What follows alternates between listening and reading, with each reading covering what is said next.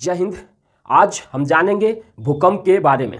जानेंगे कि भूकंप जो है क्यों आता है और अब तक का सबसे ज़्यादा तीव्रता वाला भूकंप वो कब और कहां आया था और इस भूकंप से बचने के लिए हम क्या क्या उपाय कर सकते हैं। अब समझते हैं कि भूकंप जो है वो क्यों आता है। तो देखिए, धरती मेनली 4 परतों से मिलकर बनी है। Inner core, outer core, mantle core और क्रस्ट।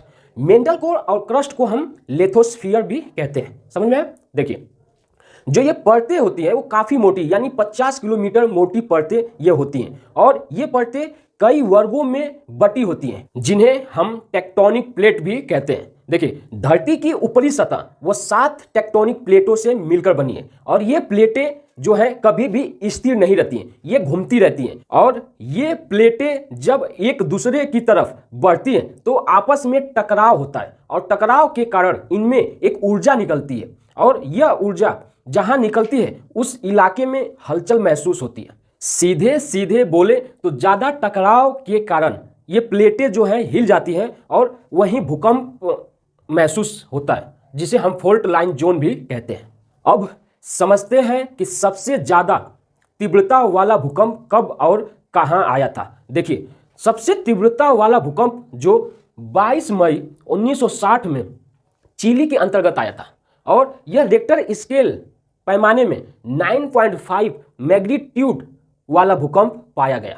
और वहीं सबसे देर तक रहने वाला जो भूकंप पाया गया वो 2004 में हिंद महासागर में आया था। वो तकरीबन 10 मिनट तक भूकंप जो है वो आया था। और वहीं सबसे ज़्यादा भयंकर, सबसे ज़्यादा जान लेने वाला जो भूकंप आया था वो चीन के शांसी में 1956 में आया था, जो 8,30,000 लोगों की मौत का कारण बना था। यह भूकंप बहुत ही खतरनाक और भयंकर आया था। भूकंप को मापने वाला जो यंत्र होता है उसे रिक्टर स्केल कहते हैं।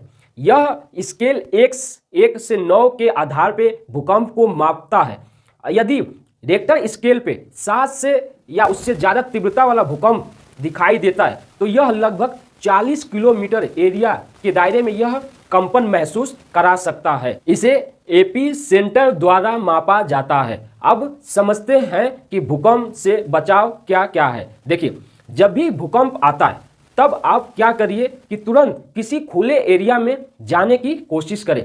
किसी बिल्डिंग, इमारत या ब्रिज, पेड़ के नीचे बिल्कुल न खड़े रहें।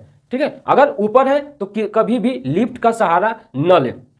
अगर आप जैसे फ्लैट या इमारत के ऊपरी वाले हिस्से में हैं जिसे नीचे आने में दिक्कत है तो आप क्या करिए कि तुरंत किसी दीवार का कॉर्नर पकड़िए और अपने घर की जो मजबूत फर्नीचर है जैसे बेड या टेबल उसके नीचे छिप जाएं।